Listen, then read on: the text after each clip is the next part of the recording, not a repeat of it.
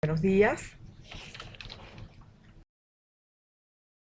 bienvenidos todos a este espacio eh, promovido por Fundación Telefónica. Les hablamos desde Fundación Telefónica México cuando tenemos la oportunidad de abordar el tema el docente en el sistema educativo en este espacio de colaboración con el especialista Alberto J. Cañas.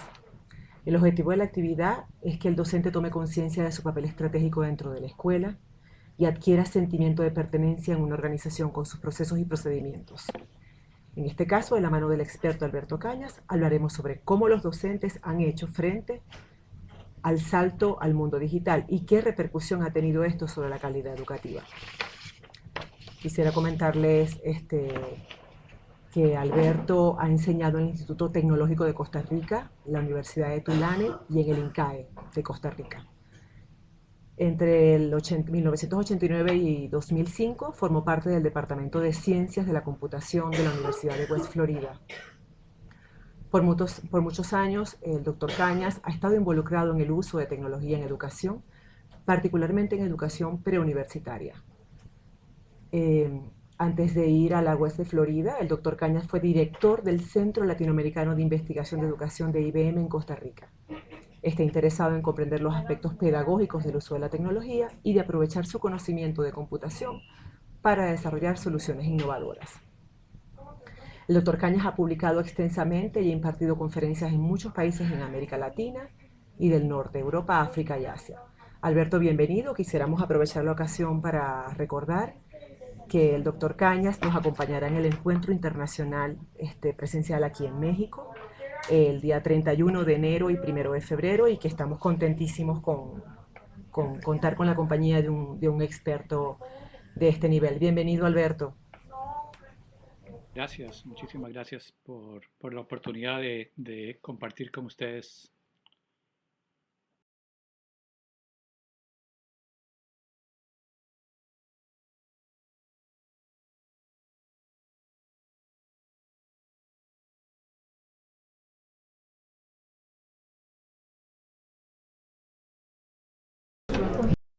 Pantalla. ¿Se puede ver la pantalla? Sí. La hemos abierto. ¿Estamos listos? Adelante, Alberto. Ok. Bueno, gracias de nuevo por la oportunidad. Yo quiero hablarles un poco más aspectos, preocupaciones, un poco de mi experiencia con trabajar con docentes, no meterme tanto en los detalles específicos del rol del docente, para dejar eso para la discusión luego, para el chat, para las preguntas. Eh, yo baso mis observaciones en el trabajo que he estado realizando los últimos años con la herramienta que hemos desarrollado para trabajo colaborativo, representación de conocimiento, los mapas conceptuales, en que les estoy mostrando ahí un mapa que hicimos hace unos años del número de usuarios que teníamos del software, de CMap Tools. Como ven, eh, es, es, es, es una herramienta utilizada por todo el mundo. Y eso lo que me ha dado es la oportunidad de trabajar con docentes de diferentes partes del mundo, con estudiantes de diferentes partes del mundo, en lo que nosotros tratamos de construir una red mundial de constructores de conocimiento, tanto de docentes y estudiantes. Y algunas de los esfuerzos que hemos hecho y cómo veo yo el, el, lo que hemos avanzado y no hemos avanzado y por qué de uso de las TICs en educación y la informática educativa. Nosotros trabajamos mucho en el Instituto de Investigación que yo estoy en Florida, en lo que es computación centrada en el humano. Nos interesa tecnología que facilite el trabajo del humano, como una prótesis cognitiva, si quisiera llamarse así. Entonces nos interesa mucho en todo el trabajo que nosotros hacemos la fundamentación teórica. En otras palabras, nos interesa saber para cualquiera de la herramienta tecnológica que desarrollemos, cuál es la teoría en la cual está sustentada esa herramienta. En la parte de desarrollo de tecnología, como en la educación, como en las TICs en educación, el entender la tecnología que estamos utilizando es clave. Y para hacer referencia a este punto, me gusta utilizar, déjame cambiar aquí me gusta utilizar un poco la historia del vuelo.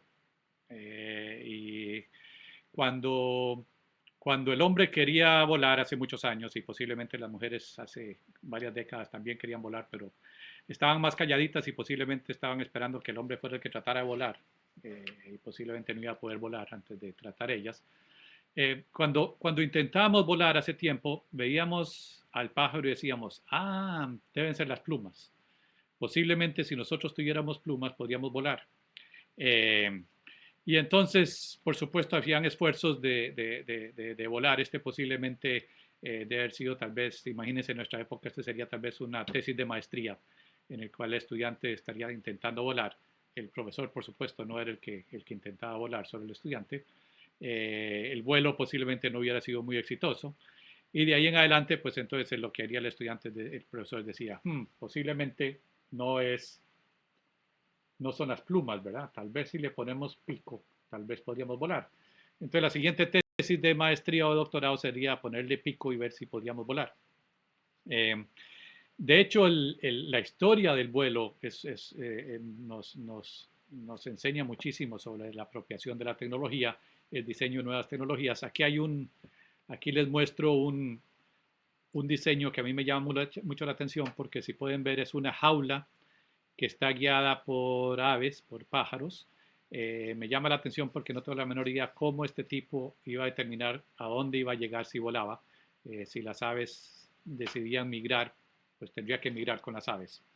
Y nosotros nos reímos ahora porque decimos, pero si el vuelo se fundamenta en un par de ecuaciones que ahora posiblemente las estudiamos en la educación primaria o muy inicial en la parte secundaria, y entendiendo las diferencias de presión y un poco de termodinámica, podemos entender por qué un avión grande puede volar.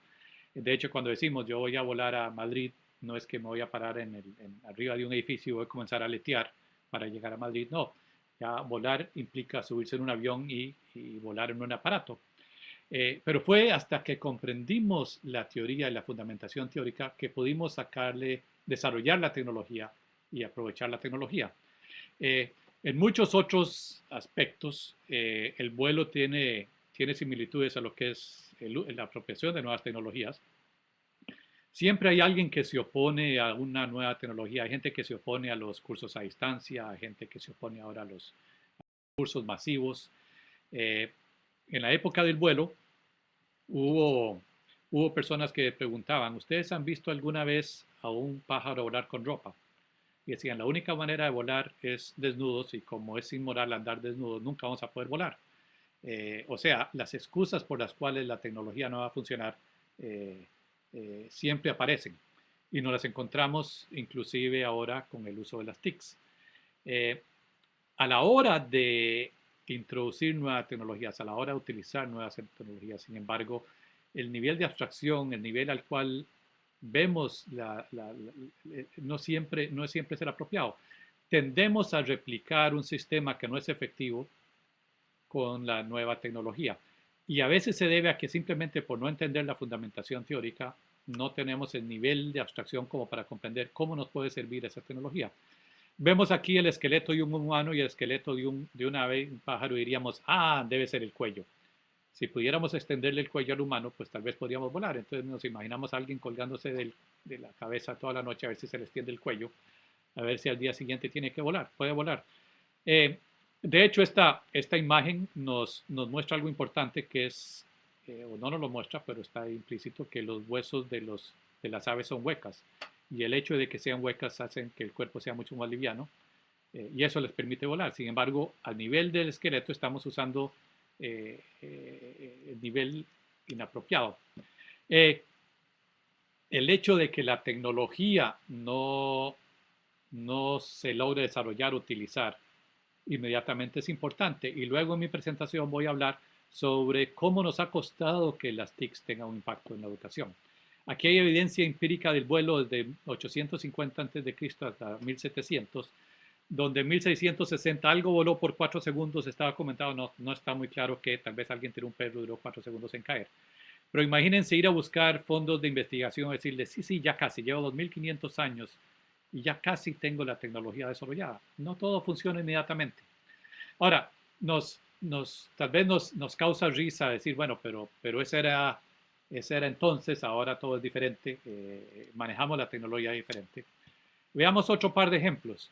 Este es uno de los primeros trenes. Si ven abajo hay un riel sobre el cual está el tren y tiene un caballo de madera enfrente. ¿Por qué? Porque como estábamos acostumbrados a que el caballo estuviera enfrente del carruaje, pues entonces de los primeros trenes diseñados le ponían el caballo de madera porque estábamos acostumbrados al caballo. Gutenberg revolucionó la comunicación, revolucionó también educación al popularizar la imprenta. Ya no eran los rollos que se usaban en la Edad Media, donde algunos de los escribanos eran los pocos que podían copiar los documentos y eran los pocos que tenían acceso. Y tomó forma la página como una forma de organizar información, el libro de texto, la revista, todo tenía sentido como página. ¿Por qué? Por la limitación física y por un cambio a la hora de utilizar la imprenta. Sin embargo, llega la web y ¿qué le ponemos a la web? Le ponemos una página. O sea, ¿por qué le ponemos página a la web? Porque como los picos y la pluma, lo que estábamos haciendo era poniéndole el caballo de madera enfrente al carruaje. Y nos damos cuenta ahora que la web no se puede organizar mediante páginas. De hecho, ya la web no tiene ninguna organización. Si se recuerdan antes, uno navegaba a través de la web, pasaba surfeando, que se llamaba. Ahora entra uno a Google, busca lo que quiere y se sale. ¿Por qué? Porque no hay manera de navegar. Y luego viene el uso de la tecnología de la web para educación a distancia y pasamos lo que es la estructura física de la universidad o el salón de clase a la web. Los cursos son lineales, seguimos con los cursos organizados en semestres. ¿Por qué están los cursos organizados en semestres en las universidades? Porque hay limitaciones físicas de salones de clases, de horario, de estudiantes que se tienen que reunir con su profesor. La limitación física le da un currículum, le da una limitación al currículo en cuanto a semestres o trimestres. Y caemos en sinsentidos como que todos los cursos deben tener la misma longitud, todos deben de ser de un semestre o un cuatrimestre, en que los contenidos son lineales. Tomamos nuestros libros y los ponemos en la web, tomamos nuestros PowerPoint y los ponemos en la web. Y en general lo que seguimos haciendo es cayendo en picos y plumas, usando la nueva tecnología para hacer exactamente más de lo mismo.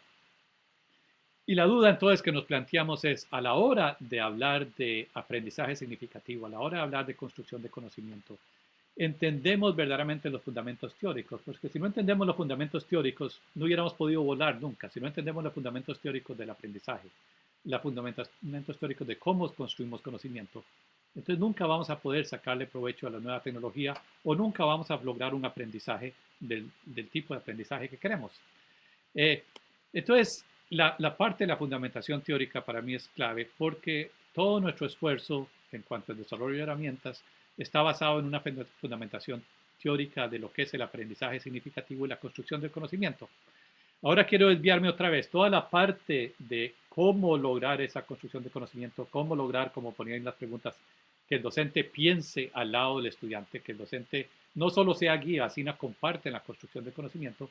Lo voy a tocar un poco al final y lo quiero dejar más para el debate, para la discusión. Quiero ahora tocar otro tema relacionado con este, en cuanto en verdaderamente lo que ha sido la informática educativa, las TICs en la educación, y lo que yo llamo las promesas incumplidas de la tecnología en educación. Ya yo empecé con esto de trabajo con las TICs en las escuelas al final de los años 80, o sea, ya son 25 años. Y la promesa siempre ha sido que la tecnología ayuda a mejorar la calidad de la educación. Esta es la teoría, esta es la promesa que seguimos oyendo, que la nueva tecnología, ahora lo oímos de las redes sociales o lo oímos de la colaboración. Aquí vemos una caricatura interesante de Francia en que sí, si pusiéramos los libros en una máquina y pudiéramos transferir el conocimiento a las cabezas de los niños, pues sería todo muy sencillo.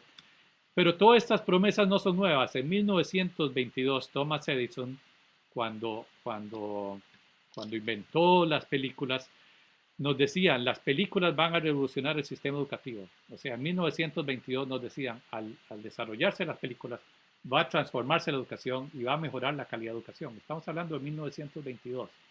Ya pronto van a ser 100 años. En 1945, William Levinson nos decía que los radios portátiles, ¿verdad? Él era un director de estación de radio en Cleveland, que los radios portátiles deberían integrarse al salón de clase. Y que entonces ya con los radios portátiles en el salón de clase, entonces ya podríamos poder transmitir todas las lecciones y todo por radio. El maestro sería un facilitador. Y en 1945 nos decían que las TICs iban a transformar la educación. En 1960 el presidente Johnson de Estados Unidos se lamentaba de que en el mundo solo había una fracción del número de docentes que necesitábamos. Decía, pero tenemos la solución, que resultó no ser una solución. Nos decía, si ponemos las televisiones en el salón de clase, esa es la solución a la escasez de los docentes.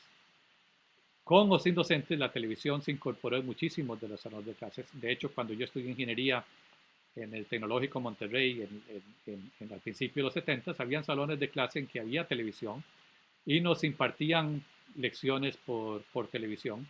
Eran unas lecciones sumamente aburridas y la gran ventaja es que uno se podía poner a leer el periódico o hacer otra cosa y el profesor no se daba cuenta, como estaba por televisión, no había nadie que se diera cuenta.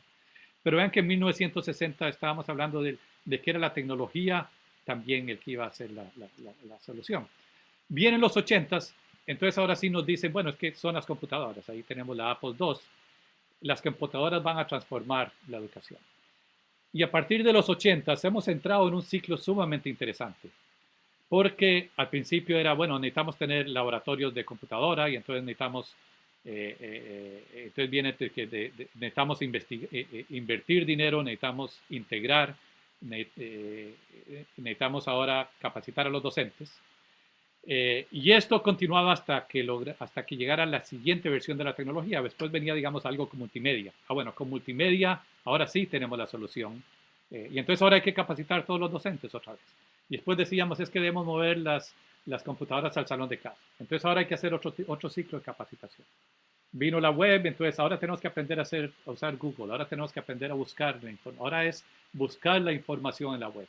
Entonces, otro ciclo de inversión en cuanto a tecnología, otro ciclo de capacitación de docentes, hasta que cambia el ciclo y decimos, no, ahora son tal vez las redes sociales, o ahora es el 1 a 1, si le damos una computadora a cada niño y el niño trae la computadora al salón de clase, ahora sí vamos a lograr lo que siempre hasta cierto punto ha sido una promesa incumplida de las TICs en la educación.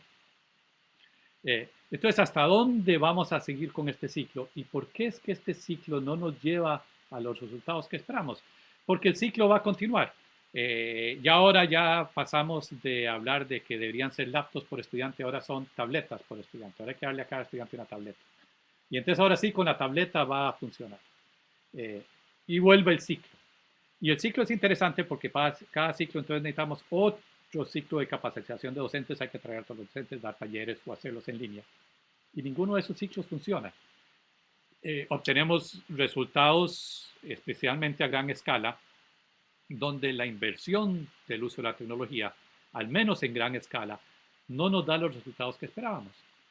Entonces, desde los 80 hasta ahora, el 2012, lo que podemos seguir diciendo es que en general, al menos en nuestros países en Latinoamérica y al menos en mi país, que es Costa Rica, a pesar de que empezamos a introducir la tecnología en el salón de clase en 1988, hemos logrado resultados interesantes y es eso para otra charla. Yo creo que el introducir la programación desde el primer grado en Costa Rica en 1988 desarrolló la industria del software del país, que ahora es tan grande o mayor que la industria del café. Sin embargo, a nivel de calidad de la educación medida por pruebas estandarizadas o por graduación, el nivel de escolaridad, el nivel de la calidad de educación sigue siendo baja. Entonces, después de tantos años, ¿qué hemos logrado? Y es más, me hago otra pregunta, y es una pregunta que quisiera hacer para que discutamos en el foro. ¿Qué pasaría si quitamos las computadoras de las escuelas? En la mayoría de las empresas, en una organización como Microsoft, por ejemplo, si se quitan las computadoras, la gente llegaría a trabajar y no sabría ni siquiera qué reuniones tendría que asistir. Los programadores no podrían hacer nada, no tendrían acceso a agenda, no podrían acceder a su calendario, no podían programar. Sin embargo, si en las escuelas verdaderamente quitamos la computadora, ¿cuántos de los docentes se alzarían en huelga? ¿Cuántos irían al paro diciendo, no, yo no puedo impartir mi currículum, yo no puedo completar mi curso, yo no puedo trabajar con los estudiantes porque me quitaron las computadoras? ¿Cuántas de las universidades verdaderamente cerrarían? Cerrarían desde el punto de vista administrativo posiblemente, pero yo creo que la mayoría de los profesores dirían, bueno, ya no me pueden enviar por correo electrónico la tarea, o ya no podemos tal vez participar en el foro, vamos a tener que sentarnos a discutir en clase. Pero yo creo que más bien habría muchos docentes que se sentirían aliviados y dirían, ya no tengo que lidiar con eso de la tecnología, yo voy a poder seguir con mi trabajo en mi salón de clase. Por otro lado, no todos son promesas incumplidas, hay promesas cumplidas en la tecnología de la educación. Hay gran cantidad de proyectos pequeños, pilotos exitosos. Y esto es de lo más interesante porque para todas las tecnologías que he discutido anteriormente, hay ejemplos sumamente exitosos. Pero la mayoría son ejemplos pequeños, pilotos, posiblemente relacionados a una universidad, posiblemente relacionados a alguna empresa que le puso mucho dinero al trabajo con unas cuantas escuelas. Y esos proyectos pilotos son exitosos a pesar de que muchas veces, inclusive desde el punto de vista pedagógico, desde el punto de vista metodológico, yo me asusto de lo que proponen, como maestros controlando todo lo que hacen los estudiantes en un ambiente de red y dictando exactamente lo que debe hacer cada uno de los estudiantes en su laptop, y sin embargo dan resultados provechosos. Dentro de toda mi experiencia trabajando en muchos países, he encontrado éxitos maravillosos. Le voy a mostrar dos casos que son un colegio secundaria en Costa Rica y una escuela en primaria en Panamá, que me llaman la atención porque son escuelas en las cuales no fue porque eran parte de un proyecto piloto, no eran que estaban relacionados a una universidad, fueron docentes y el director que decidieron hacer un cambio grande en la forma de trabajar en el colegio y lograron resultados sensacionales. Este es un colegio en Costa Rica para muchachos con problemas de disciplina, problemas de aprendizaje, muchachos que inclusive los han echado de la casa y van a un internado, en los cuales en el 2002 decidieron cambiar su forma de trabajar por un ambiente centrado en el uso de mapas conceptuales con una manera de investigar, de que el estudiante investigue, trabaje, colabore, trabaje en proyectos en lugar de que el profesor imparta clases. Y los resultados que vemos es que en las pruebas nacionales del país, en el primer año, descendieron de un 65% de aprobación a un 55% de aprobación. Y esto lo que nos decía es que una transformación en el trabajo en el salón de clase por parte del docente y por parte en general del colegio toma más de un año. Los mismos docentes después de un año dijeron, no, queremos seguir, lo que pasa es que nos toma más tiempo cambiar a nosotros a que cambien los estudiantes. Para el segundo año lograron 92% de aprobación, lograron para el 2007 100% de aprobación en las pruebas nacionales, algo totalmente no visto anteriormente en Costa Rica para un colegio con estudiantes de esa naturaleza. Lo interesante fue que la transformación, a pesar de que era una transformación basada en la tecnología, la transformación fue más que todo en la forma de trabajar del docente, la forma de trabajar del estudiante. La tecnología fue la excusa, los mapas conceptuales, la herramienta, la metodología fue la excusa para lograr ese cambio. Y este fue un cambio que hizo el colegio por sí solo, sin ayuda externa, sin ayuda de nadie. Igual vemos una escuela que me llamó mucho la atención en un proyecto cuando yo estaba involucrado en Panamá en el 2004-2005, en que una maestra de una escuela rural de educación primaria asistió a un taller de capacitación. Y como todos sabemos, a estos talleres de capacitación aparecen muchos de los docentes que durante el taller todo es kumbaya, aleluya, todo va a cambiar, regresan al salón de clase y tal vez un 20% como mucho realiza el cambio en su trabajo en el salón de clase. Pero al docente le encanta ir a estos talleres. Este docente regresó y lo que hizo ella fue decir, bueno, esto me gusta, pero yo quiero probarlo por mí mismo. Yo quiero convencerme de que esto funciona. Resulta que esta maestra había pasado de ser la maestra de quinto grado primaria a ser la maestra del sexto grado primaria del mismo grupo de estudiantes. Entonces tenía todas las calificaciones del año anterior y decidió cambiar su manera de trabajar solo en el área de ciencias naturales. En español, matemáticas, en estudios sociales, siguió trabajando en su forma tradicional. Y a la hora de entrar a las ciencias naturales, los estudiantes comenzaban a investigar, comenzaban a trabajar con los mapas, un proyecto iterativo, investigaban, trabajaban en grupo, el docente dejó ser el que impartía la clase. Al pasar español o matemáticas, volvían a su clase tradicional. Y vean la diferencia en 2005, donde absolutamente todos los estudiantes aumentaron sus calificaciones. No hubo ningún estudiante que se quedó atrás en ciencias naturales. O sea, por el cambio del trabajo del docente, la forma de trabajar con el grupo de estudiantes, los mismos estudiantes decían, bueno, es que en ciencia investigamos, en ciencia hacemos esto, logró ese cambio. Pero déjeme decirle lo más interesante de esta historia. Como funcionan muchas veces estos proyectos en nuestros países en Latinoamérica, el, la tecnología se atrasó en llegar al salón de clase y este cambio lo logró sin que hubiera llegado la tecnología. O sea, fue la transformación en la forma de trabajar el docente, en trabajar en la clase, la que logró este cambio, no fue la tecnología. La tecnología fue la que hizo que el docente llegara al taller y fue la excusa para que aprendiera a trabajar diferente, pero fue ese cambio el que logró la transformación, cambio metodológico, no en el cambio tecnológico. Eh, entonces, la tecnología, en mi experiencia, lo que hace es que amplifica lo que sucede en el salón de clase. El buen docente, como esa maestra de Panamá, que se le da la tecnología, amplifica su buen trabajo. Entonces los resultados pueden ser mucho mejores.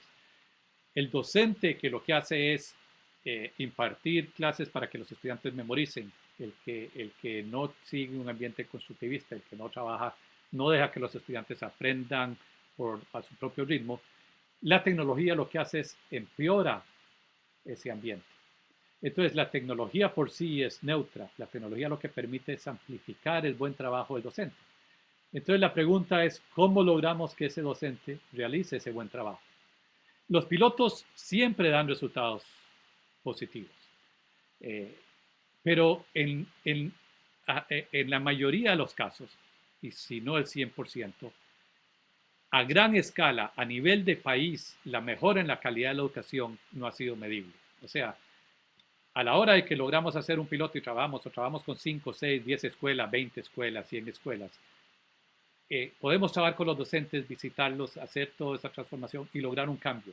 Cuando nos dicen, sí, pero lo que tenemos son 2.000, 3.000, 4.000 escuelas, se nos viene abajo a gran escala ese cambio, ¿verdad? Si el cambio se da en la transformación del docente, entonces la pregunta es, bueno, ¿cómo podemos hacer esa transformación de esos docentes a gran escala?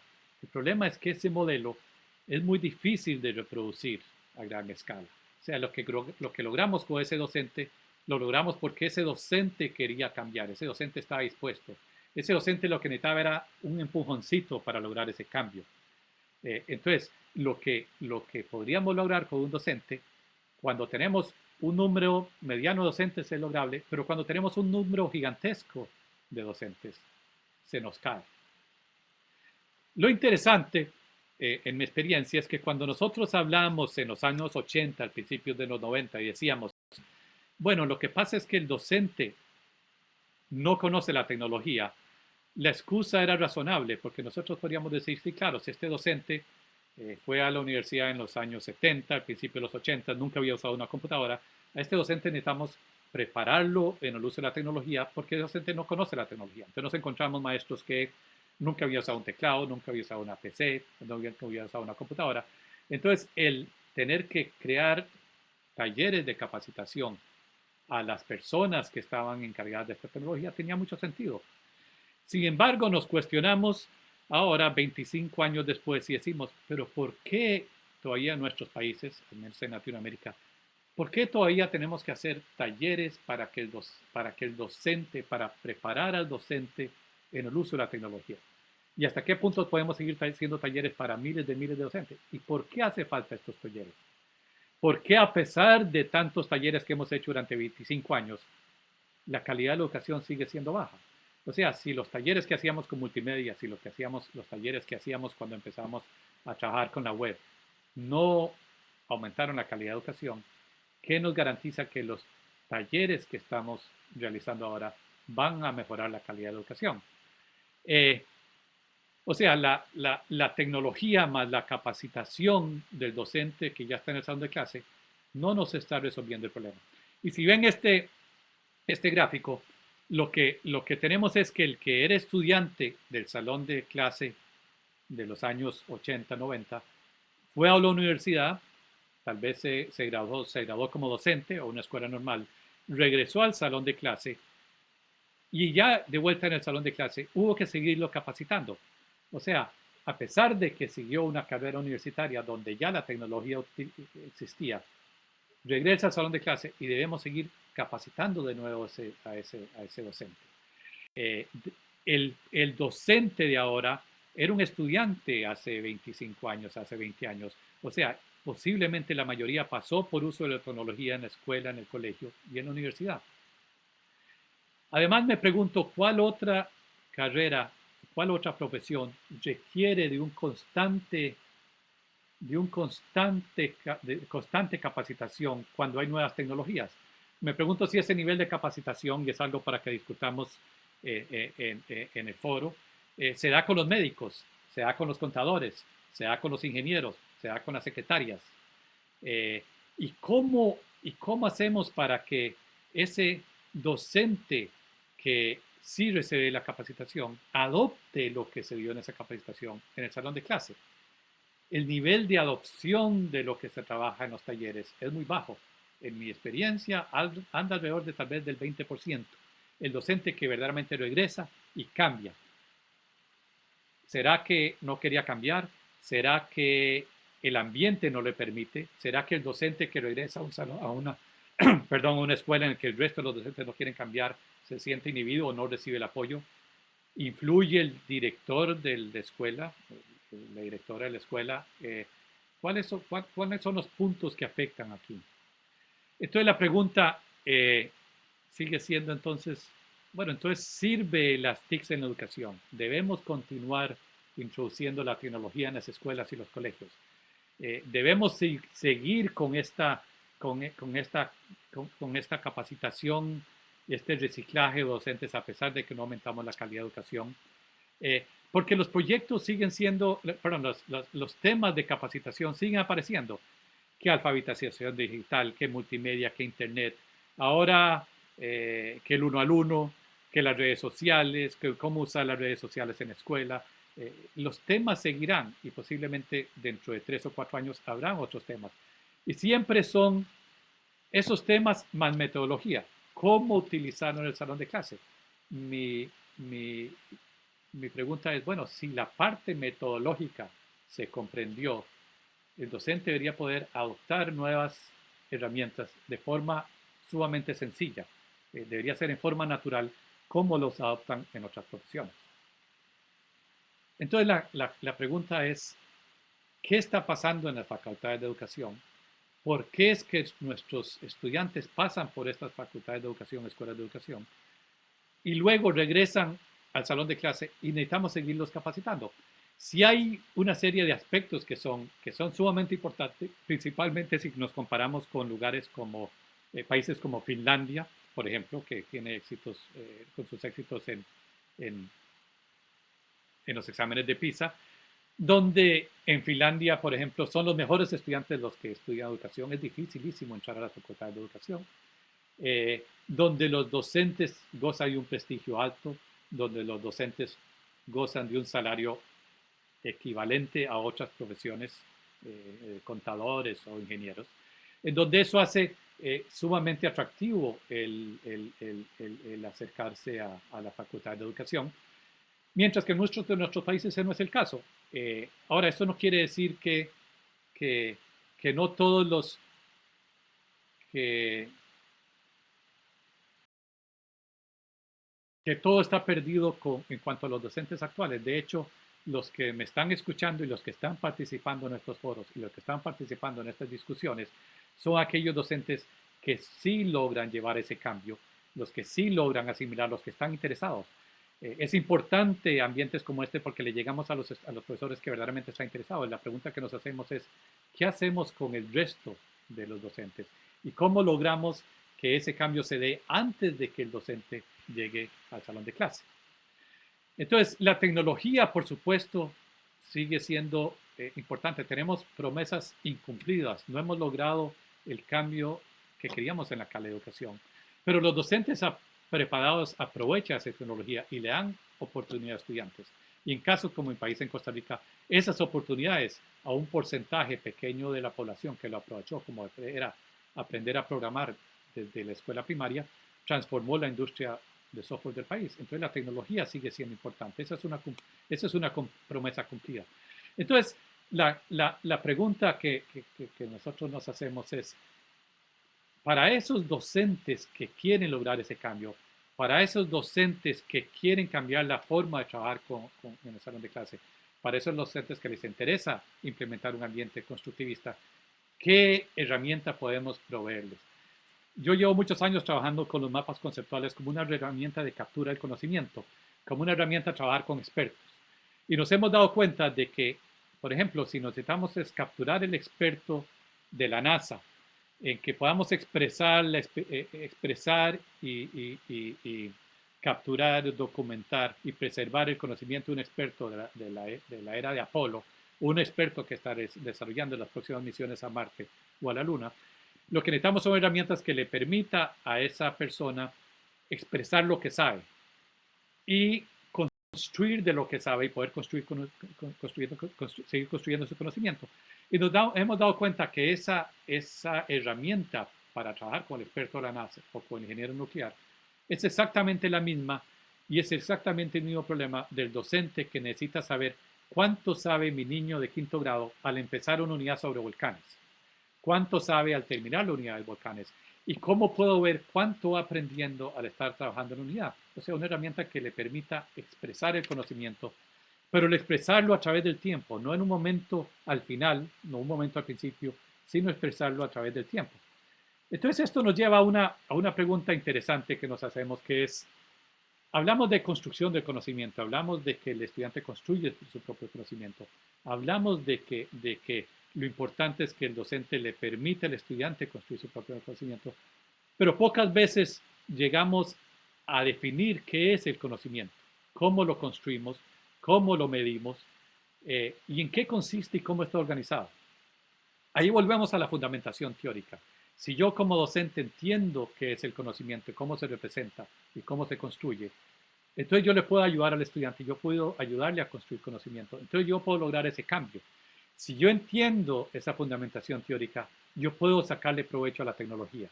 Si yo no entiendo esa fundamentación teórica, si yo no entiendo qué está sucediendo en la mente del estudiante, entonces caigo con picos y plumas y sigo utilizando la tecnología de la misma forma que la utilizaba anteriormente. Y esa lupa que es la tecnología lo que hace es amplificar lo que yo no hacía bien. Entonces, nosotros nos basamos en la teoría del conocimiento de Ausubel y Novak. Igual la podemos trabajar desde la teoría del conocimiento, por ejemplo, de basarnos en Piaget. Lea Fagundes en Brasil trabaja los mapas conceptuales basados más que todo en Piaget, en lugar de Ausubel. Novak trabajó con Ausubel, pero la fundamentación teórica desde el punto de vista de los mapas, hay una intersección en ambas que nos permite utilizar cualquiera de las dos teorías. O Vygotsky, si es de su gusto en la parte social, y que nos dice que el conocimiento está compuesto por conceptos, donde los conceptos son regularidades percibidas o patrones, objetos, cosas, acontecimientos.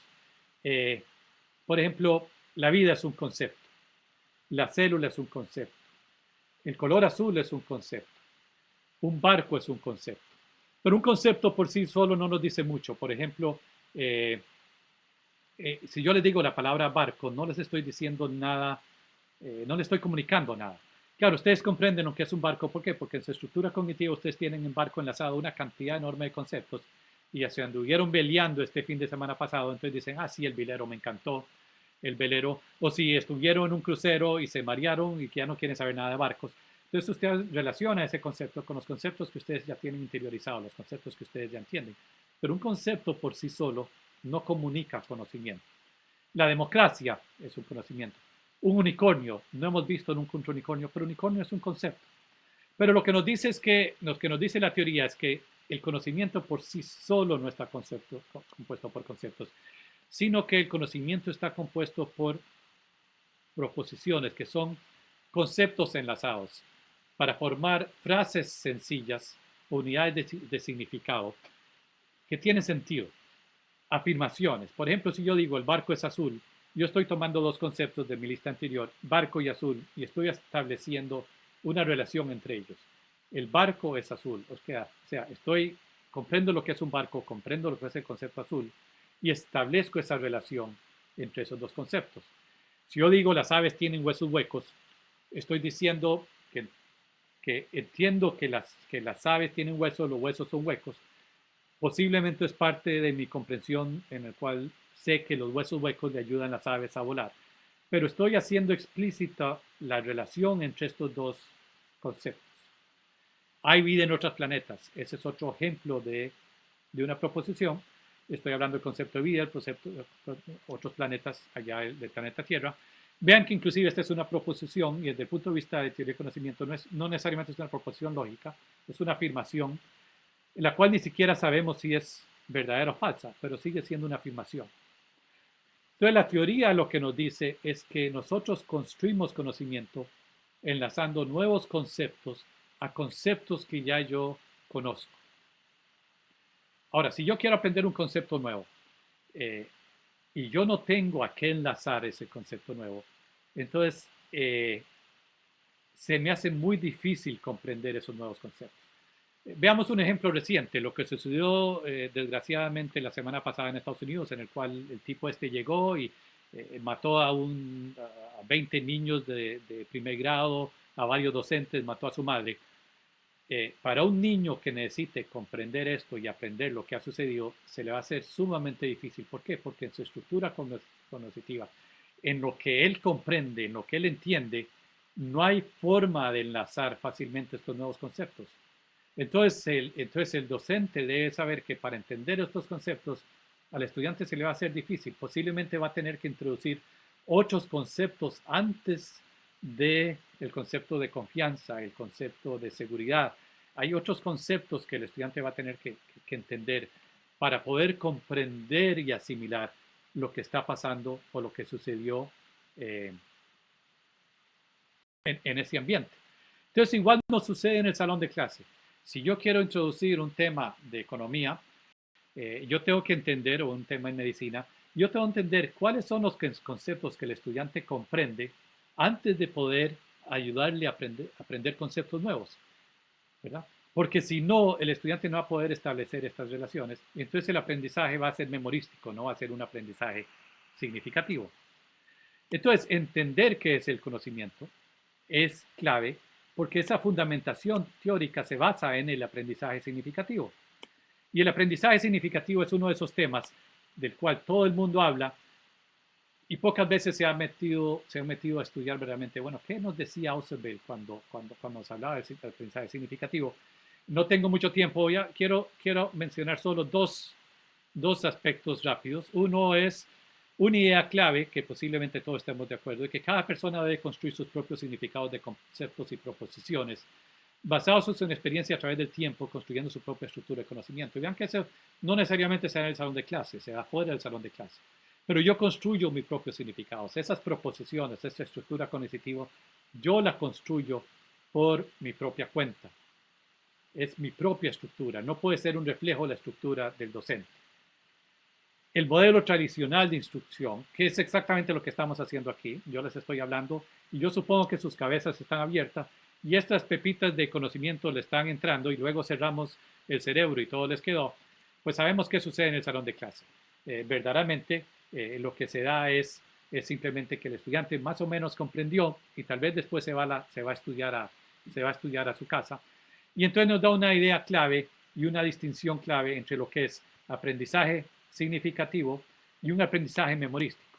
Y quiero saltarme aquí un par de charlas, de transparencias, para mi última transparencia sobre esto del aprendizaje, porque esta idea es clave, que nos lo dice Ausubel, y es un punto que a mí me gustaría discutir en el foro, es que el factor fundamental que más influye en el aprendizaje, los que estudiantes ya saben, determina esto y enséñale consecuentemente. Entonces, todo nuestro trabajo, la parte metodológica que proponemos está basado en, yo debo saber cuánto sabe el estudiante al empezar cualquier unidad. Desafortunadamente, en la mayoría de los casos, nos damos cuenta de cuánto sabe el estudiante al final de la unidad, no al principio. Entonces, esto nos lleva a que nos dimos cuenta que el estudiante no aprendió. Ya cuando habíamos terminado, en vez de darnos cuenta de lo que el estudiante no aprendió cuando estamos empezando con la unidad, que es cuando nos interesa. Entonces, los mapas conceptuales en sí son una representación gráfica del conocimiento, donde el conocimiento está representado por conceptos y proposiciones. Y si ven, estoy usando mapas conceptuales para explicar lo que son los mapas conceptuales. Y el mapa conceptual ayuda a contestar una pregunta de enfoque. La pregunta de enfoque es la que le hacemos al estudiante y es posiblemente la primera pregunta que le hacemos al estudiante cuando empezamos a trabajar una unidad. Puede ser, la pregunta es cómo funcionan o qué son los volcanes, para qué son los volcanes, dependiendo del tema que estamos tratando. Nosotros lo que hemos estado trabajando son herramientas de software que le permiten a los estudiantes fácilmente construir los mapas y que hacen del mapa conceptual algo mucho más fácil de trabajar en forma individual y en forma colaborativa, en forma de algo parecido a, por ejemplo, cuando el procesador de palabra transforma la forma en que trabajamos a escribir texto. Entonces, déjenme mostrarle un ejemplo de lo que nosotros proponemos, y con eso ya voy terminando. Y luego en la discusión podemos ver cómo trabajar el mapa. Supongamos que hoy estamos, yo soy el profesor, ustedes son mis estudiantes, y estamos trabajando el tema de Finlandia. Entonces queremos aprender sobre Finlandia y yo necesito saber, o quiero saber, cuánto sabe cada uno de mis estudiantes sobre Finlandia. Entonces yo podría empezar a tal vez hacer preguntas sobre Finlandia y algunos contestan, otros no, pero eso no me dice cuánto sabe cada uno sobre Finlandia. Y yo necesito saber cuánto sabe cada estudiante sobre Finlandia para poder saber de dónde parte el estudiante. Entonces, si yo sé de dónde sale cada estudiante, entonces yo puedo ayudarle a avanzar a cada estudiante.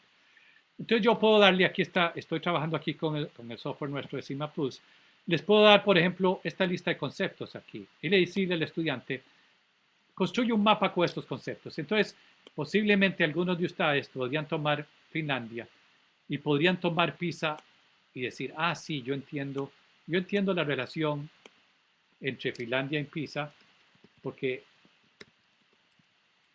la relación es Finlandia obtiene buenos resultados en PISA. Entonces, eso lo que me está diciendo es que la persona que pone esto como estudiante entiende que PISA es un examen estandarizado y que Finlandia obtiene buenos resultados. Algunos otros de ustedes sabrán de que el desarrollador de Linux es finlandés. Entonces establecería una relación que tiene significado entre Finlandia y Linux y establecería donde se desarrolló Linux y posiblemente seguiría con el mapa y me diría quién fue el que desarrolló el Linux. Pero posiblemente muchos de ustedes no sabrían qué quiere decir Suomi, ¿verdad? Y no sabrían cómo enlazar Finlandia a Suomi. Y tal vez algunos sabrían que Nokia es desarrollado en Finlandia, otros no. Y aquí yo podría tener, y no sabrían cuál es la relación entre Finlandia y Rusia. Y no sabrían cuál es de que los rusos invadieron Finlandia y que durante la invasión de Finlandia, de los rusos, los maestros fueron los que presentaron la cultura y eso le ha dado a los maestros un estatus dentro de Finlandia de preservar la cultura y eso ayuda al sistema educativo, que son vecinos. Entonces, imagínense que ustedes están trabajando su tema y entonces cada estudiante o grupo de estudiantes comienzan a construir este mapa y tal vez para alguno de los estudiantes eso es todo lo que pueden construir del mapa. Partiendo de aquí, entonces esto es lo que me da, no es una base desde el punto de vista de decir, bueno, a este estudiante le doy una mala calificación, no. Ahora viene un proceso iterativo. Viene un proceso iterativo en que con esto y otros conceptos que podemos agregar, el docente comienza a hacerle preguntas a los estudiantes comienzan a investigar y al investigar comienza a modificar su mapa. Al modificar su mapa en forma individual, en forma colaborativa, puede ser en forma colaborativa entre estudiantes de diferentes escuelas en diferentes países, porque lo hemos hecho así. El estudiante tiene que hacer investigación y con lo que aprende llega a modificar el mapa. Al modificar el mapa, esa modificación la hace con los estudiantes, entonces hay un proceso, con los compañeros, hay un proceso de negociación. En el proceso de negociación se da el aprendizaje. Al seguir construyendo el mapa, el docente interviene haciendo preguntas. Al hacer nuevas preguntas, el mapa va creciendo. Entonces se vuelve un proceso iterativo en el cual el estudiante que tiene acceso, por ejemplo, a una máquina 1 a 1, tiene sentido el estar investigando, trabajando en su proyecto, trabajando en forma colaborativa, investigando y al mismo tiempo reflejando en el mapa lo que va aprendiendo, ¿verdad? Entonces ese proceso iterativo es el que lleva a los resultados que le mostré anteriormente en ese colegio en Costa Rica, en esa escuela en Panamá, y el que nos ha dado resultados sumamente poderosos. Ahora, ¿cuál es el otro lado de la moneda? Conozco escuelas donde el docente crea el mapa, hace su propio mapa, se lo da el viernes al estudiante para que el estudiante se lo aprenda de memoria para el lunes. El estudiante el lunes debe escribir de memoria el mapa que el docente creó. ¿Qué representa esto? Esto representa un picos y plumas en el sentido de que estamos usando tal vez nueva tecnología para hacer exactamente lo mismo que hacíamos anteriormente, y representa no tener clara la fundamentación teórica de cómo aprendemos y cómo construimos conocimiento. Porque sigo, a pesar de estar usando herramientas nuevas, sigo haciendo lo que hacía antes y siguiendo un aprendizaje memorístico. Por eso la fundamentación teórica de nuestro punto de vista es tan importante. Ahora, no me voy a meter en la forma en que estos mapas se hacen en forma colaborativa, y eso lo dejamos para otro momento. Pero veamos un caso de lo que podría ser en este ambiente centrado en el mapa, lo que podría ser el trabajo de un estudiante, en el cual se le dan, por ejemplo, las siguientes conceptos. ¿Qué son las aves? Y el estudiante tiene que decir, bueno, yo tengo que hacer un mapa con lo que yo sé. Entonces, posiblemente el estudiante sabe que las aves pueden volar, que tienen picos, dos alas, tienen huesos huecos, tal vez habían y plumas, pero el estudiante no tiene la menor idea del metabolismo alto de las aves o para qué sirve, porque que la temperatura constante del cuerpo, que tiene un sistema digestivo rápido, que es clave porque en el sistema digestivo rápido, eso le permite mantener un cuerpo liviano, el metabolismo alto es importante, lo que le permite volar.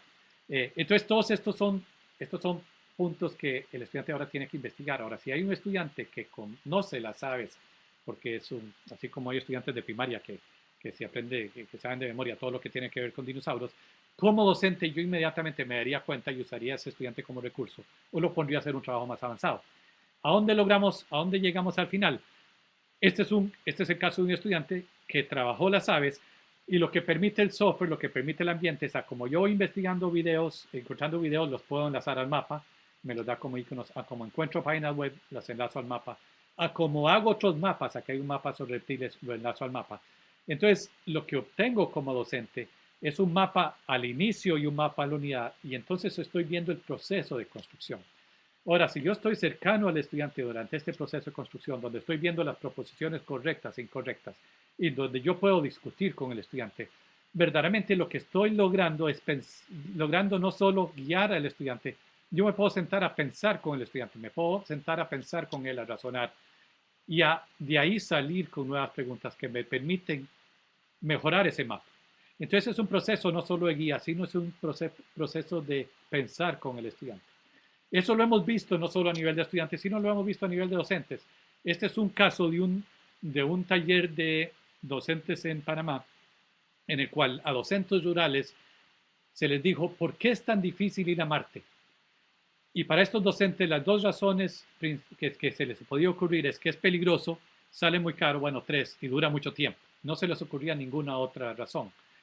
De su primer mapa lograron este proceso iterativo y después de un día y medio de taller lograron un mapa que resultó tan bueno que se lo enviamos al director del Centro de Exploración de NASA de Marte, que le hizo algunos cambios, no muchos, aquí se ven más cambios de lo que aparece, muchos eran comentarios, y preguntaron que cuántos meses habían trabajado estos docentes estudiando Marte, porque por ese proceso iterativo de tener que, yo no solo voy y leo, sino que tengo que comprender, tengo que regresar, tengo que discutir con mi grupo, tengo que entender bien para poner el mapa, se vuelve un proceso sumamente poderoso y en el cual la construcción se da en forma social.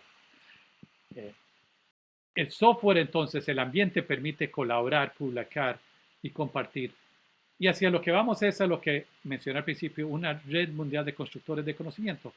Pero nuestro esfuerzo nos ha llevado a entender las limitaciones que tenemos al construir esa red, dado el docente que nos encontramos, la preparación de ese docente. Y entonces ahí es donde este foro se vuelve sumamente rico porque podemos discutir, bueno, ¿y qué necesitaríamos para verdaderamente lograr que los docentes aprovechen no esta herramienta, sino herramientas similares que lleven a una mejora en la calidad de educación, como los ejemplos que les mostré anteriormente? Bueno, con esto quiero concluir mi participación y con gusto puedo contestar preguntas si hay alguna pregunta. Muchas gracias.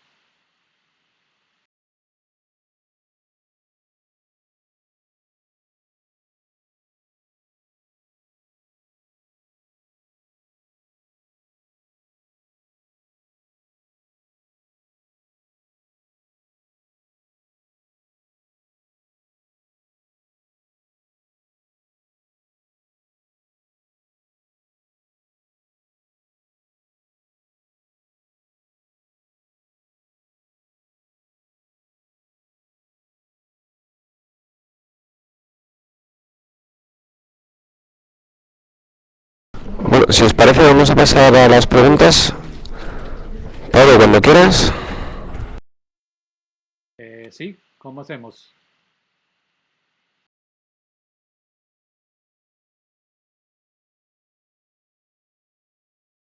Hola, hola, hola a todos. ¿Me escuchan? Ok. Bueno, Alberto, ante todo muchas gracias por toda tu exposición, clarísima en el desarrollo, en los ejemplos.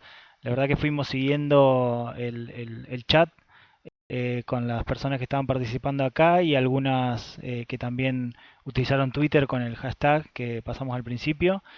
La verdad que fue muy interesante y bueno, yo fui anotando algunas preguntas, de todas maneras el chat sigue abierto, así que si alguien tiene alguna pregunta la puede escribir ahora ahí. Yo tengo dos nada más como para iniciar y después una pregunta personal que voy a agregar, pero una idea que quedó del chat, entre comillas, como una polémica, Alberto, fue cuando vos hablaste del tema de la actitud y de la generación del cambio de los docentes, cuando estabas hablando de los cambios a gran escala y a pequeña escala. Eh, por ahí algunos compañeros estaban escribiendo en el chat que no debería ser o que no se debe simplemente a una cuestión de actitud del docente la imposibilidad en el cambio. Eh, por ejemplo, cuando vos mencionaste ese 20% que nada más puede trasladar o llevar su inquietud o su capacitación en tecnología a un cambio real, bueno, surgió esa polémica, es decir, no es el único factor la actitud, sino que hay otros como por ahí se mencionó al sistema o el contexto. eh, no sé si podrías explayarte un poquito en eso, si te parece aclarar algún punto sobre ese tema. Ya te voy a leer enseguida que tengo acá Ok, anotado. ¿vamos una por una o quieres darme todas? Sí, no, vamos por una. Claro, por Ya, supuesto, te leo, ok, no, te leo la pregunta concretamente. sí, Eh, Fue de Miguel, decía que, bueno, él no culparía de todo al docente, digamos, ahí empezó un poco la polémica, ¿no? hay otros factores que son decisivos, decía Miguel, como la propia política educativa de un Estoy país o los perdiendo. factores sindicales, laborales, Solo escuché no culpa a todas sin docente. olvidar la ahora. Estoy perdiendo. La leo de vuelta.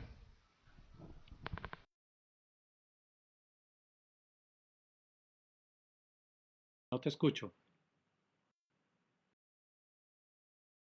La copio en el chat por las dudas a la pregunta.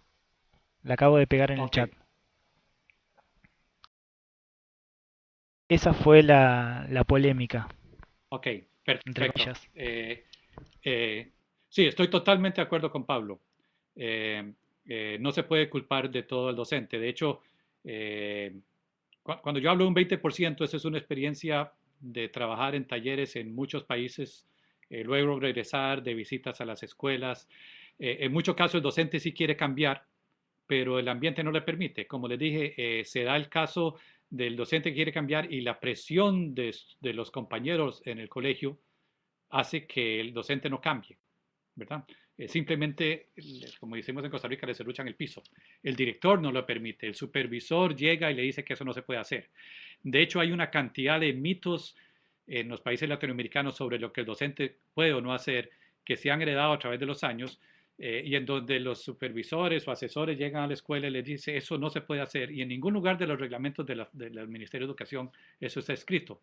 Eh, mi preocupación es que a pesar de que de que no se de que a través de 25 años seguimos, hacemos los talleres y no se da el cambio, al llegar una nueva tecnología decimos, eh, esto sí va a lograr el cambio, capacitemos otra vez a los docentes, hagamos otra vez el ciclo de capacitación.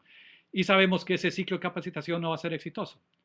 ¿Por qué? Porque tal vez va a ser exitoso para un 20%, porque no ha cambiado el sistema educativo, no han cambiado los directivos, no ha cambiado la gente del Ministerio de Educación. Entonces ese cambio no se va a dar, a pesar de que digamos, o sea, sí, pongamos uno a uno, démosle máquina a todos los niños. No sigamos diciendo que porque le vamos a dar las máquinas uno a uno se va a dar el cambio y los estudiantes se va a lograr una mejora en la calidad de educación. Nos lo siguen diciendo los políticos, nos lo sigue diciendo la gente y ya son muchas iteraciones de tecnologías que no lo permiten. Ahora, menciona, es que no me, creo que fue Miguel, la facultad de Educación. Absolutamente, y voy a decir aquí una barbaridad, y perdona a aquellos de las facultades de educación que no conozco y trabajan bien, No hay, pero a la mayoría de las facultades de no hay educación problemas. con que yo he trabajado, yo les prendería fuego. Yo les prendería fuego. Posiblemente sí les avisaría a los docentes, pero en la mayoría no practican lo que predicen. Entonces, si tenemos un estudiante que durante 10, 11, 12 años pasó por un ambiente totalmente directivo de aprendizaje memorístico y llega 4 años a la Facultad de Educación y ahí no se da el cambio, entonces, ¿cómo vamos a esperar? eh, ¿Cómo vamos a esperar que al salir el docente le cambiemos la forma de trabajar ya cuando está en el salón de clase? Es imposible. El cambio tiene que ser mucho anterior. Entonces, sigue siendo un ciclo vicioso porque ese docente no va a cambiar, sus estudiantes no van a cambiar, entran a la Facultad de Educación, posiblemente una cantidad de docentes, al menos en el país, que estudian educación porque es lo más fácil o porque les garantiza una pensión y no verdaderamente porque están motivados o que les gusta, entonces el ciclo vicioso continúa. Entonces, pero seguimos diciendo, bueno, ahora con las redes sociales, ahora sí. Y entonces decimos, es que el docente del siglo XXI debe ser diferente del docente del siglo XX. No, el cambio se vio dado en el docente del siglo XX. El otro día yo veía una lista de las habilidades del docente del siglo XXI y si le quitábamos la tecnología, todas eran, todo reflejaba lo que debió haber sido el docente del siglo XX.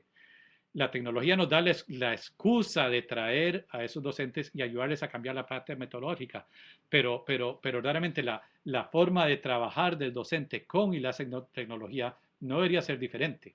La tecnología no es la que logra el cambio, nunca lo ha logrado y llevamos muchos años de demostrar que no lo logra, pero seguimos vendiéndolo como si lo lograra.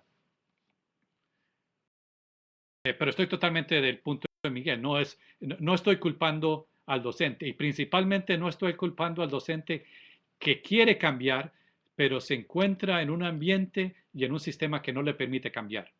Desafortunadamente, mi experiencia, y no puedo hablar por todos los docentes, es que ese número es reducido.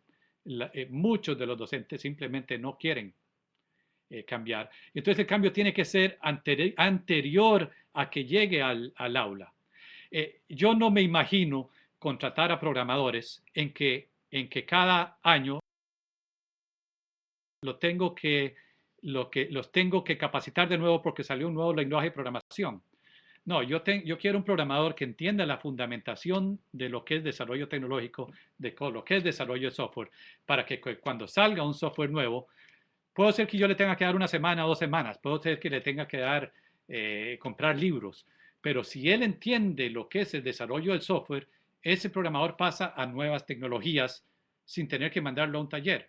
De hecho, nos ha sucedido. Empezamos a desarrollar software. Yo empecé a desarrollar software hace 20, 30 años. Tengo programadores que han trabajado conmigo por más de 15 años. Ahora que estamos desarrollando para las tabletas y para los teléfonos celulares, ninguno me ha dicho necesito ir a un taller de una semana, 2 semanas para que me enseñe a cómo programar para el iPad. No, ¿por qué? Porque si yo entiendo los fundamentos, la fundamentación teórica y soy buen programador, yo me adapto a la nueva tecnología.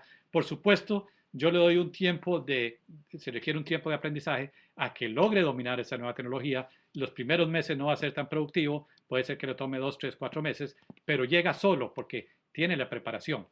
Eso es lo que yo creo que necesitamos lograr con el docente. El docente debe tener una preparación, fundamentación teórica, debe entender la tecnología hasta el punto que cuando llegue y le llegue nueva tecnología, el docente pueda asimilarla. De hecho, yo he discutido muchas veces que el 1 al 1 debería ser en las facultades de educación antes que en las escuelas. Todo estudiante que entre a una facultad de educación deberían dar una máquina para que tal vez la facultad de educación no le enseñe, pero si creamos un ambiente en la red, un ambiente virtual, ese podría aprender por su propia cuenta y al menos pasa 4 años y se empapa de la tecnología, la parte tecnológica la domina y después al salir nuevas tecnologías la puede dominar por sí solo sin tener que llevarlo a nuevos talleres. Creo que con eso termino con esa pregunta. ¿Y otra? Perfecto, Alberto. Sí, acabo de pegar una que nos preguntaban también desde Colombia. Concretamente es cómo involucrar a maestros que llevan 30 o 40 años en la enseñanza, es decir, aquellos que están a punto de jubilarse ya. Bueno, eso es un ejemplo ahí en Colombia. Dice el ministerio ha Ok. capacitado, pero no aplican esos. ¿Hay alguna fórmula o tenés alguna experiencia con respecto a eso? Sí, mi experiencia es no, el que no quiere no cambia. El docente cierra la puerta del salón de clase y hace lo que le da la gana una vez que cerró la puerta, ¿verdad? Por más que queramos que cambie, no cambia. Y los sindicatos lo defienden. Todos los sistemas grandes están hechos para no cambiar. Se resisten al cambio. En mi opinión, el cambio tiene que venir de los nuevos docentes que se gradúan de la Facultad de Educación. Eh, que eso va a tomar 10 años. Bueno, pero si no empezamos ahora, no vamos a lograr ese cambio. Porque si nosotros estamos hablando con esos docentes que tienen 30 o 4 años y que no logramos cambiar, no estoy diciendo que nos demos por vencido del todo, sino que deberíamos mirar a los que se están graduando y decir, bueno, pero pongámosle un esfuerzo mayor a los que se están graduando y que esos que se gradúen ya vengan preparados porque tal vez nos va a tomar varios años, pero al menos ese esfuerzo de seguir preparando no va a ser para siempre. Vean que los que tienen 30 años de trabajar, 40 años, posiblemente ya va a estar más difícil porque ellos empezaron a trabajar como docentes antes de que la tecnología llegara a las escuelas. Pero los que tienen 15 o 20 años de estar trabajando, ya esos no tienen tanta excusa. ¿Por qué? Porque ya habían computadoras en las escuelas y en los colegios cuando ellos fueron. Ya habían computadoras en las facultades de educación cuando ellos estudiaron. Esos son resultado de una mala preparación. Y esos sí son los que deberían estarnos preocupando. ¿Cómo hacer que un docente recién graduado tengamos que otra vez prepararlo para que pueda aprender a usar nuevas tecnologías. Yo no estoy diciendo que no deberían existir foros como este, no, estoy de acuerdo en que deben haber ambientes en línea donde ese docente pueda seguirse preparando, pero ya el que lleva 40 años y no quiere cambiar, no va a cambiar. ¿Por qué digo que no va a cambiar? Porque ya el sistema lleva 20 años tratando de cambiarlo y no ha cambiado. Bueno, al principio de la organización de este debate, uno de los objetivos, digamos, que se planteó desde la fundación era reflexionar sobre el profesor en tanto recurso humano de una organización, ¿no? Una organización que crece, que evoluciona, que cambia, como es la escuela, a pesar de que algunos cambios sean lentos. Y el otro punto era qué ventajas e inconvenientes tiene el docente a la hora de trabajar en red, que es un poco esto que estamos charlando. Hay una profesora de Brasil que nos pregunta si las herramientas más atractivas para los alumnos están relacionadas con las redes sociales, ¿cómo las podemos introducir en el contexto de aula? ¿Hay alguna opinión o experiencia que nos puedas contar con respecto a eso? Concretamente las herramientas de tipo redes sociales en el contexto del aula.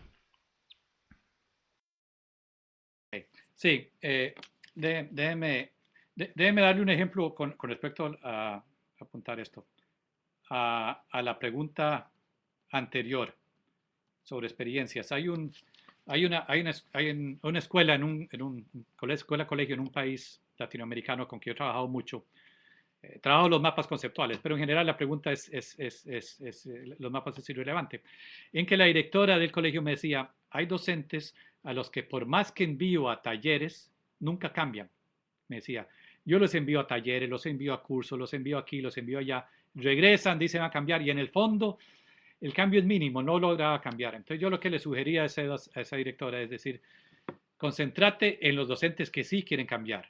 No gastar dinero en los docentes, enviar a los talleres a los que no quieren cambiar, porque esos no van a cambiar.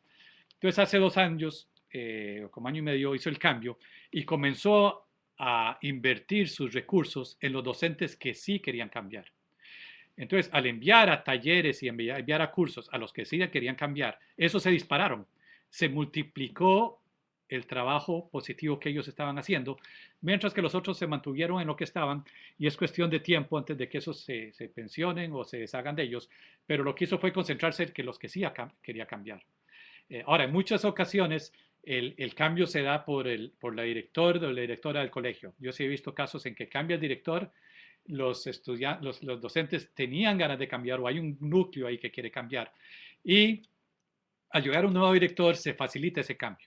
Por lo general, en ambientes de cambio se necesita que un 30-40% de la organización al menos asimile un cambio para que ese cambio pueda ser permanente. Si lo logramos solo con un 10-15%, ese cambio posiblemente después se va a diluir.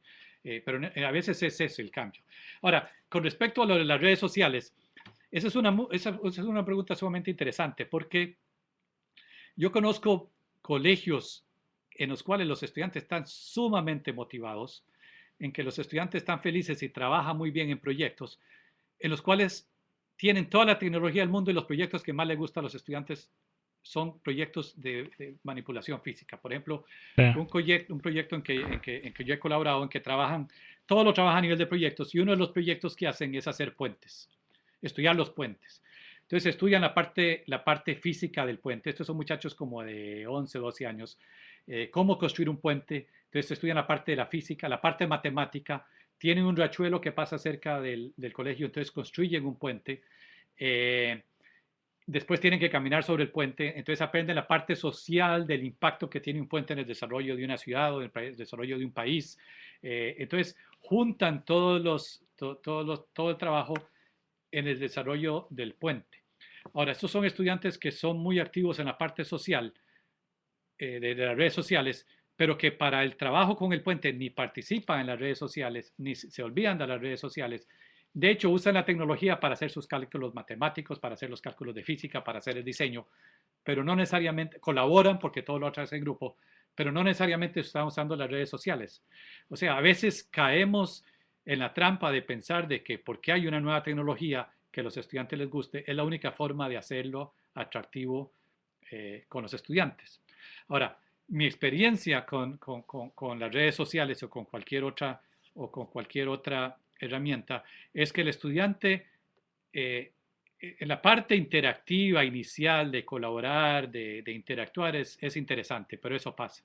A los estudiantes les gusta cuando construyen algo, cuando construyen un puente, cuando construyen un mapa conceptual en forma colaborativa, cuando hay una construcción. Entonces, la red social se vuelve un ambiente de comunicación que que puede ser provechosa cuando hay una construcción colaborativa, hay un artefacto que se está construyendo, se está resolviendo un problema en conjunto.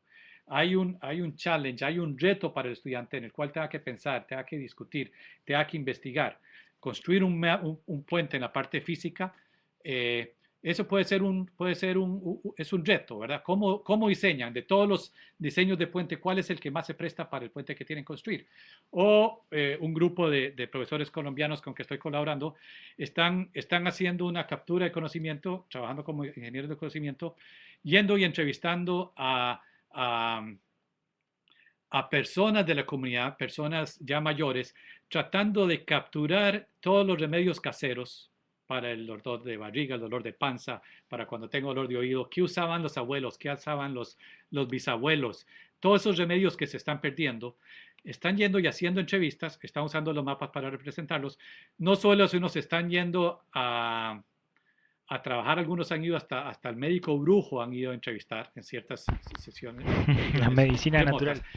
Y ya la parte de colaboración y social es donde comienzan a comparar, a discutir y tratar de encontrar si los remedios de una zona del país y los remedios de otro tienen algo en común, hay alguna relación, hay alguna justificación química, hay alguna justificación desde el punto de vista médico, y contrastar los remedios de diferentes partes del país y diferentes partes pueden ser de diferentes países. Ahora, la red social, los ambientes de colaboración se vuelven sumamente ricos porque nos permite tomar ese proyecto que tal vez en un colegio sería construir el puente a nivel de colegio y hacer esa construcción en forma social con estudiantes de diferentes países. Pero entonces lo que hace la tecnología es amplificar lo que ya estábamos haciendo bien, que era trabajar con eso, con los grupos, encontrar un problema que los estudiantes quieran resolver y usar la tecnología como una manera donde podemos construir ese artefacto, ya sea virtual o físico. Las redes sociales se vuelven sumamente ricas, pero necesita tener una razón de ser por la cual utilizamos la red social. La red social no es la razón por la cual los estudiantes van a estar interesados. Inicialmente sí, pero lo importante no es la red social, es cómo le sacamos provecho. Podemos pasar a la siguiente. Alberto, una más nada más para finalizar. Yo escuchaba durante toda tu exposición y bueno, algo que conocemos del desarrollo de mapas conceptuales, la fundamentación, digamos, de base en el constructivismo, eh, en todo lo que tiene que ver con el trabajo con tecnología, hoy está bastante atravesada por una nueva teoría, una teoría emergente, como la del conectivismo de Siemens y Towns. ¿Hay algún desarrollo que ustedes estén haciendo con respecto a esta teoría? ¿Todavía no la estudiaron? ¿La critican? ¿Tienen algo pensado al respecto? No, es sumamente interesante. Verdaderamente no podemos decir que el hecho de que haya nuevas teorías implique que lo que se había desarrollado anteriormente estaba mal. Más bien lo que hace, yo creo que hasta cierto punto el entender las nuevas teorías nos ayuda a entender mejor las herramientas que estábamos utilizando, ¿verdad? Y a darle nuevos usos a esas herramientas. Entonces yo creo que perfectamente son compatibles. No, lo he estudiado y no veo ningún problema en cuanto a lo que nosotros hemos propuesto. De hecho, es sumamente interesante porque Novak desarrolló los mapas conceptuales y su fundamentación teórica fue con Ausubel. Luego, trabajando muy de cerca con Lea Fagundes en Brasil, Lea tiene una orientación totalmente piagetiana, pero igual trabajando con ella le dimos, se le dio una fundamentación teórica a los mapas, tal vez un poco menos la estructura jerárquica, pero igual se trabajan los mapas desde el punto de vista de Piaget. Hemos visto como haciendo un análisis y trabajando con Vygotsky, que en el tiempo en que se desarrollaron los mapas, pues al menos en Estados Unidos no era muy conocido en las épocas en la trabajaba, no hay ningún conflicto. Y otras teorías que han salido construyendo sobre el constructivismo en paralelo, las hemos analizado, y en el fondo yo creo que estamos tratando de lograr lo mismo y no veo ningún conflicto. Tal vez sería un tema interesante para discutir Sí, más de adelante. hecho, ¿Sí? exacto, exacto. Hay muchos puntos de vinculación, incluso, digamos, el mismo Siemens hace poco estuvo exponiendo en el marco del Congreso de Eucarred. Bueno, también lo escuchamos acá en Argentina. En repetidas veces él dice exactamente lo que vos estás diciendo, digamos. No hay superposición, o no hay, digamos, una polaridad, o no hay algo que se ponga en cuanto al uso de nuevas teorías, se llame como se llame, digamos, se llame conectivismo o e-learning 2.0, o la forma que mencionarlo, digamos. Es decir, eh, por ahí mi pregunta iba porque justamente el conectivismo lo que hace es hablar bastante del conocimiento, y tiene absoluta relación con la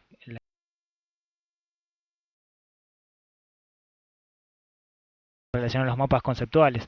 Em, Así que bueno, realmente hay mucho por seguir. Te agradecemos, Alberto, toda tu presentación. En mi caso en particular, un honor haber estado en esta exposición, este debate. Quedan muchas preguntas por ahí que probablemente se me han escapado. No sé si alguien va a cerrar. Jesús. Perdón, me está diciendo también que Hola, Pablo. va a estar el debate dentro de 2 semanas, va a estar eh, abierto, durante 2 semanas va a estar abierto el debate para continuar la conversación en la red del encuentro. Así es, Pablo. Bueno, de parte de Fundación Telefónica México, damos las gracias al doctor Alberto J. Cañas, que el día de hoy nos acompañó.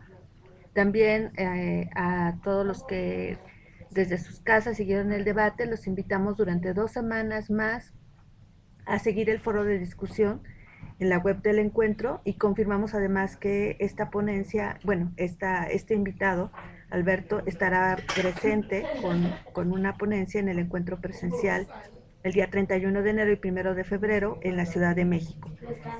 Muchas gracias a todos y gracias por esta rica participación que tuvimos. Pablo, también muchas gracias, y esperamos verlos en nuestros próximos debates en vivo del encuentro virtual. Muchas gracias.